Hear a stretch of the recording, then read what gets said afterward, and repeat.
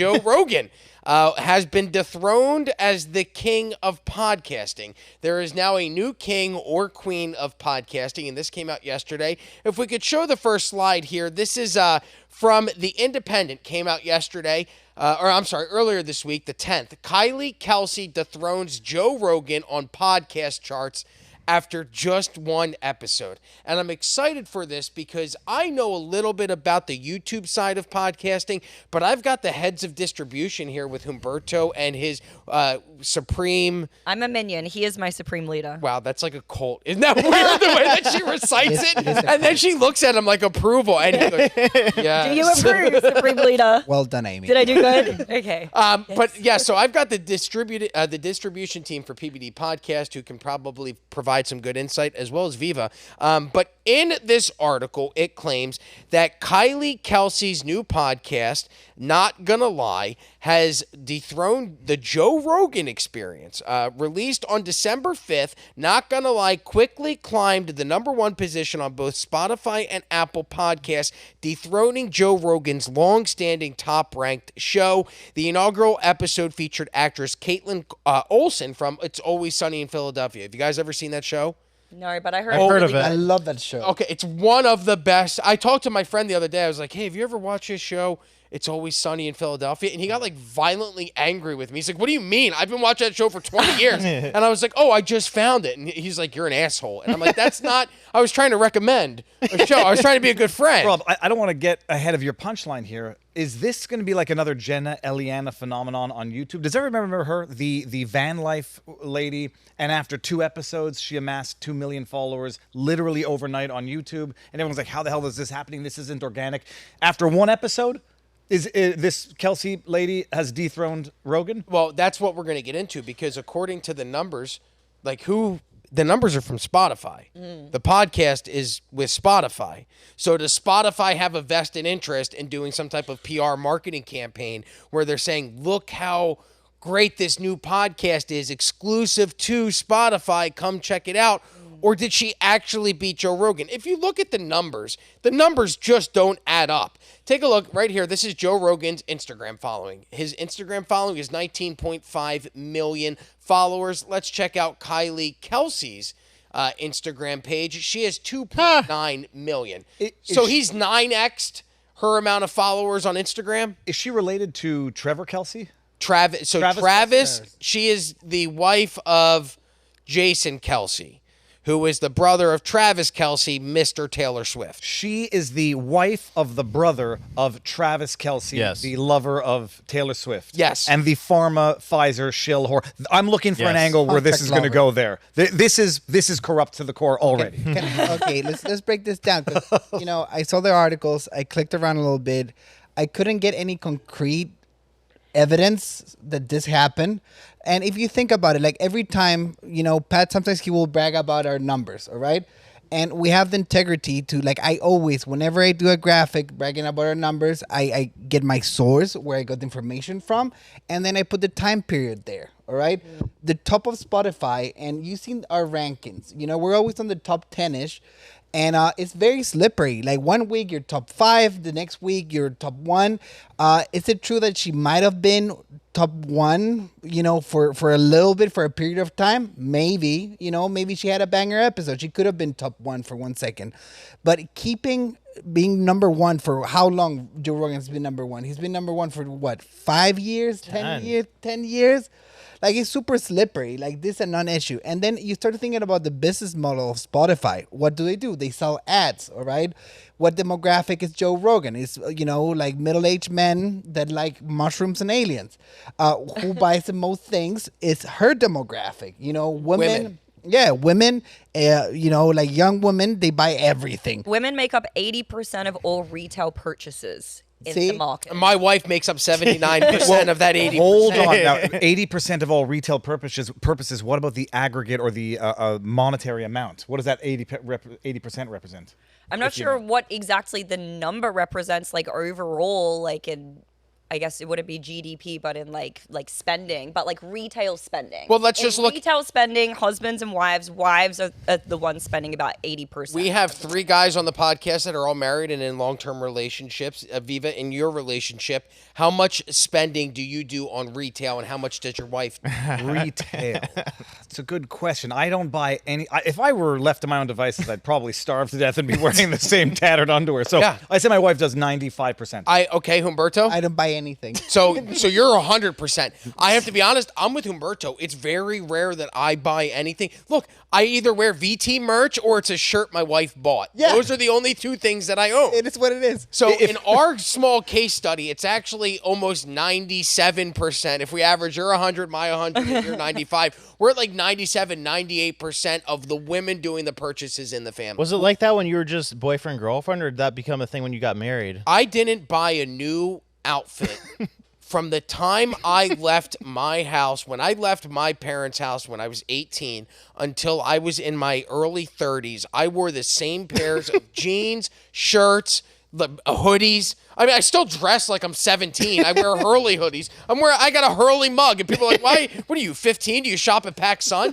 So I have not updated my wardrobe in a long time. So that's just always how I have been. So it's never been. I don't feel like guys are the material ones. Not saying that women are materialistic, but they are the ones that will be the consumers. My point is, like, I might buy the 5%, but that 5% might represent 50% of the dollars, just because I buy stupid things like GoPros, drones, computers, Yeah. just to put on blast. Also, my beautiful socks that my wife got wow. me, and my Eva. Crocs that my wife got me, and these jeans which I've had for 10 years. I hate buying clothing. I hate shopping for clothing, but I do make some purchases, and they tend to be expensive ones. You think about them. Like, I bought an Xbox controller. It took me 3 months to like pull the trigger to buy an Xbox controller. Because like, do I really need it?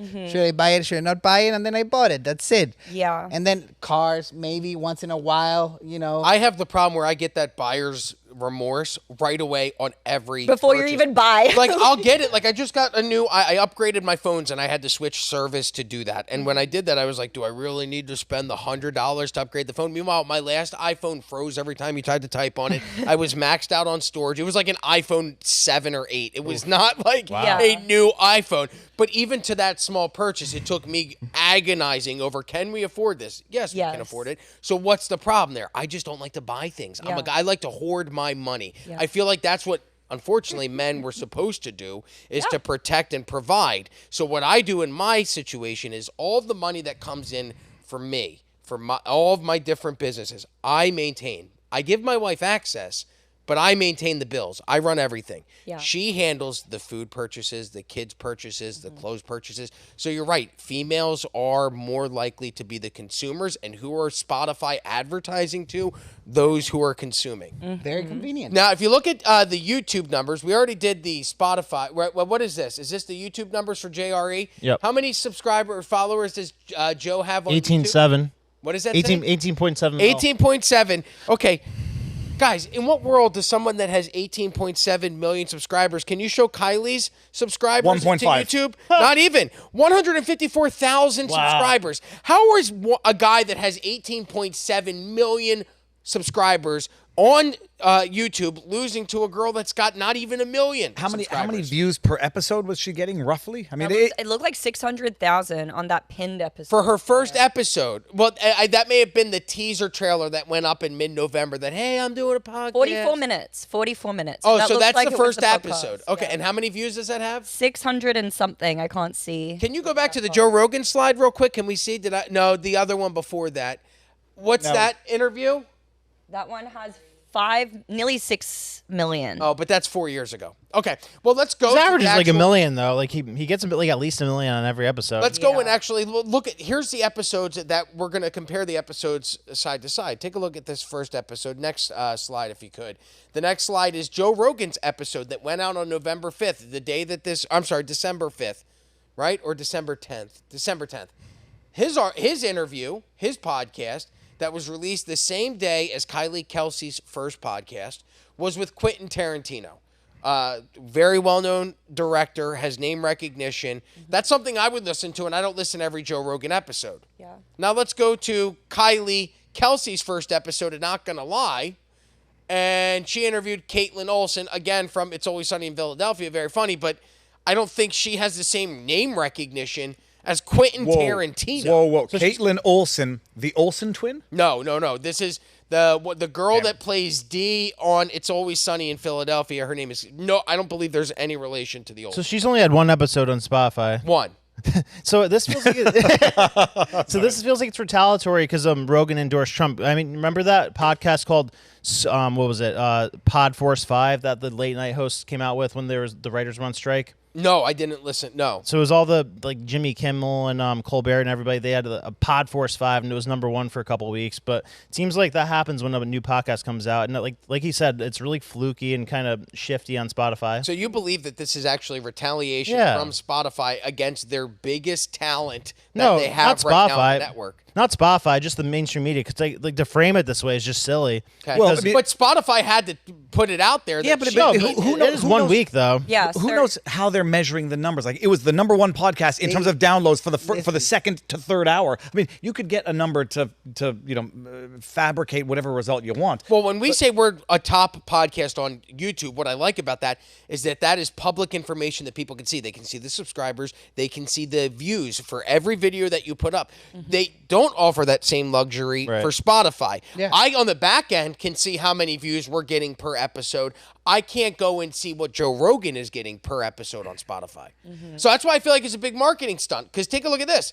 This was earlier this year. This was August. CNN reports that the Kelce brothers, their New Heights podcast, struck a $100 million deal with Amazon's podcast studio Wondery. So is this just Spotify trying to capitalize on the Travis Kelce, Taylor Swift connection and still having their names out there? Because think about it. This podcast launches the same week that Taylor Swift ends the Eras tour, the biggest grossing tour in history. What was it, like $2 billion in ticket sales? So her name's already in everybody's algorithm. Yeah. Travis Kelce still playing with the Chiefs. They're in everybody's algorithm. So is this just Spotify's way of trying to capitalize on the algorithmic wars that we find ourselves in, where they're taking advantage of these people already being search engine optimized because they're already being searched for? Hey, why don't we just put this out there that, by the way, we know you're searching for Taylor Swift. We know you're searching for Travis Kelce. By the way, did you know that Jason Kelce, Travis Kelce's sister-in-law,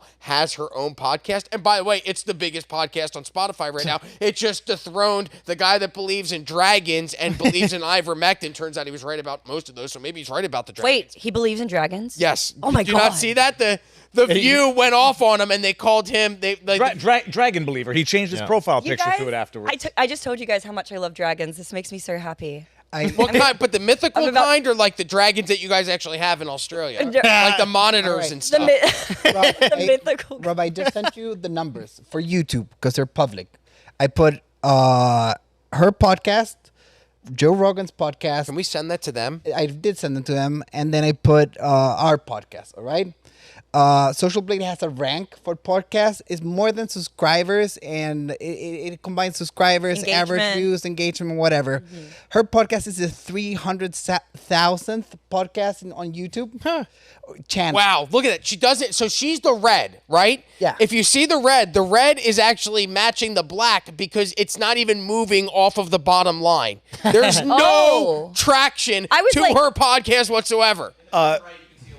Humberto, oh, thank you. Can you put mine in there? I want to see if I can claim to have outperformed Kelce in my podcast. Wow, so powerful JRE is the light blue at the top, and then here we are, Valuetainment right there around the 5 million to 10 million mark. Wow, so this is all just a PR stunt. That's what it is. It is astroturfing to make people think it's true so they can craft the news instead of reporting the news, or they can cherry pick one piece of data that allows them to make the claim. It's nonsense. Oh, you are on They top. hate how much influence Rogan has. But is it on Spotify's side or is it on the side of the mainstream media? No, I understand what you're saying. Maybe Spotify contrived Can you allow it me so that to it... trash Spotify a little bit? Okay. First of all, if you're listening to Spotify, quit. Go to YouTube. They are people that listen to things on Spotify. They're the most despicable people on planet Earth. Don't we have a people Spotify playlist for all of our shows of murder? Oh my god! I'm so sorry, I guys. don't listen to appreciate him. you. I don't care about you. But You know what got they me? were the least censored place before Rumble and X came about. Though. Look, they're Supreme- Swedish. I don't like Swedish people. And the other Were thing, they not the least you know what censored got place? me mad about this? Okay, Right. we were uploading this episodes for The Usual Suspect. They have the content right there, and you have this scumbag Spotify listeners that have the content right there on top, and they ask for the content on Spotify. Like, dude, come on, scroll up, press play, listen to it. All right? Yeah. It's not that hard. Yeah. But Brandon does Yeah. have a point when it comes to censorship. Pre-Elon Musk buying X, where was the only place that you could go and That- listen yes. to conversations Only place. that were against the narrative of what we were being that- told Yeah, try about to do that. COVID and everything else. That is BS. What do you that mean? You're trash. That was the only place you could talk about COVID on. No, Rob. I mean, Rob and Brandon. Listen, they made Joe Rogan delete episode. No. Because they didn't like They just made it put a COVID did. warning. There They was an did. issue. They They did not allow him to upload a They certain did. number of select interviews. But the bottom line, you could talk about COVID on YouTube. You just had to call it My Sharona Cyrus instead of the coronavirus, and then splice in the my. So no, but Spotify's good. I don't believe it. It's a bit of a. I believe it's a PR stunt, a news stunt, or just manufacture reality, drive people to her so that they can say, oh, now it's the fastest growing podcast. But what the hell is she talking about? They said the same thing about Hawk Tua Chick with her podcast. Oh, by the and way. we'll get to that. I can Talk tell to you us. what they're talking about because Viva, tell me if this would intrigue you to go and listen. The episodes focus on motherhood, women in sports, parenting, and philanthropy. Well, I can't imagine anybody going, you know what? I'm really in the mood to listen to a podcast about philanthropy. Is there anybody that's like, I want to hear about charitable donations? Let's go. Who gets no, up for that shit? Maybe it's Hillary if it's wi- Clinton's because they do some dirty stuff. No, but if it's women in sports like Leah Thomas and Caitlyn Jenner, then I might be interested in going to listen to that. Although it might be controversial. If it's actual women in sports, maybe she's going to get canceled by next week. the podcast is trash. And listen to her. She's trash. Like she has. I don't know. This is. I tell you what this is. This is not a PR stunt. This is political retaliation. Joe Rogan was in the crosshairs for 2 or 3 weeks. The worst person. It's funny. They said, "Oh, we need a Joe Rogan on the left." You had a Joe Rogan on the left. All right. So Joe Rogan. Joe Rogan. Joe Rogan was the Joe Rogan on the left Yep. before they this ruined political it. retaliation. Good point. But they, and I agree with you. They go to, and we'll get to retaliation and revenge in your segment. But when they say that they need a new Joe Rogan for the left, they need a new. They say we need our own Elon Musk. We need our. But you had these guys. Yeah. All of these guys were lifelong dead. We need our own RFK. Well, they don't say that because they say he has a worm in his brain. But they keep talking about, well, what happened to the people that we had on our side? They left your side because your side was crazy. It was crazy and didn't make sense. And what those people gravitated to was common sense. And I feel like the Republican Party went from the party of censorship. You look at the early 2000s, and we'll get to Amy's segment next. We'll wrap up on this. But if you look at the early 2000s, the party of censorship in the United States was not the Democrats. The party of censorship were the They were Republicans. going after the Simpsons back in the day. They went I'm after- old enough to remember that. Howard Stern was fined into the millions for content that was aired on the radio by the FCC, and there was a large portion of the religious right in this country that wanted to shut down his ability to broadcast. Over the past 20 years, the religious right and the crazy left have completely flipped, and now the right has become the party of free speech and free conversation, and the left has been, since COVID, has been the platform silencing party that stands for totalitarian dictatorships, which is why people left that party. This will segue perfectly into Amy's bit, but it's a self-fulfilling prophecy that they make the reality by reporting the falsehood. Like, okay, she's the fastest growing #1 podcast. And then it was like, oh, let's go hear it. And then they get to say, oh, she's the fastest growing #1 podcast. Hawk Tua Chick, when she initially launched her Hawk Talk Tua podcast, they said she was ranked number 11. Like, she's the fastest growing podcast on earth. So people go to see it. And then they get to say, oh, look, she's the fastest growing podcaster on earth. And we get to go see it. And by the way, that show, if you want to watch something that'll make your brain melt and dribble out of your nose, the Talk to a podcast, rubbish of the highest. Well, We're and you gonna see play people it. like Mark Cuban went on that, and I go, so Mark Cuban won't come on our podcast to have an actual conversation about policy, but he will go on the podcast of the girl who knows how to give blowjobs the right way. That seems like it I makes find sense. that endearing. So if you like this clip, click right here. And if you want to see more like it, click right here. Stay angry, Patriots.